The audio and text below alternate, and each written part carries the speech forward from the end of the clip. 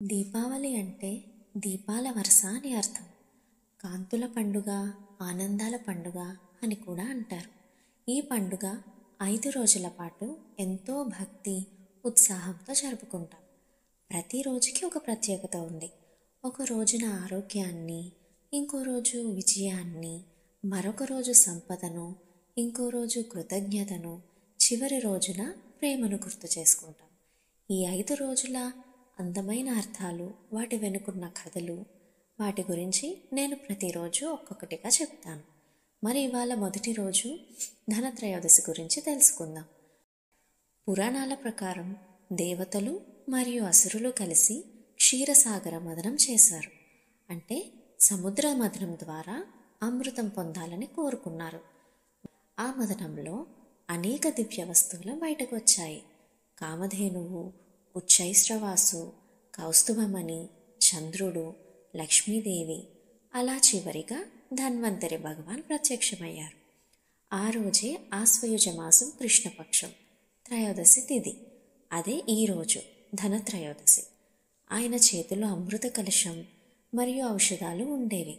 ధన్వంతరి భగవాన్ ఆయురారోగ్యానికి, ఆరోగ్య సంపదకు ప్రతీక. అందుకే ఈ రోజున ఆయనను స్మరించి ఆరోగ్యం మరియు శ్రేయస్సు కోసం ప్రార్థిస్తారు.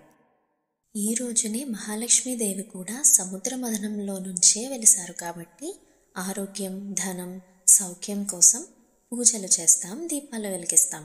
ధనత్రయోదశి రాత్రి వెలిగించే దీపాన్ని యమదీపం అంటారు. యమధర్మరాజు ఆ వెలుగుతో సంతోషించి ఆ ఇంటిని దుఃఖాల నుండి కాపాడుతారు. అందుకే ప్రతి ఇంటి ముందు దీపం వెలిగించడం శుభప్రదం. ఈ ధనత్రయోదశి రోజున ధన్వంతరి భగవాన్ని స్మరిస్తూ ఈ శ్లోకాన్ని జపిద్దాం. ఓం నమో భగవతే వాసుదేవాయ ధన్వంతరే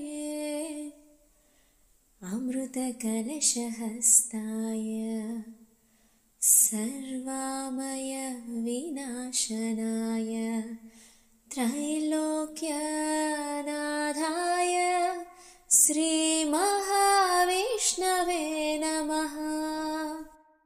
అమృత కలశాన్ని ధరించి సమస్త రోగాలను నివారించే 3 లోకాలకు రక్షకుడైన శ్రీ మహావిష్ణువు అవతారమైన ధన్వంతరి భగవాన్కి నేను నమస్కరిస్తున్నాను అని ఈ శ్లోకానికి అర్థం.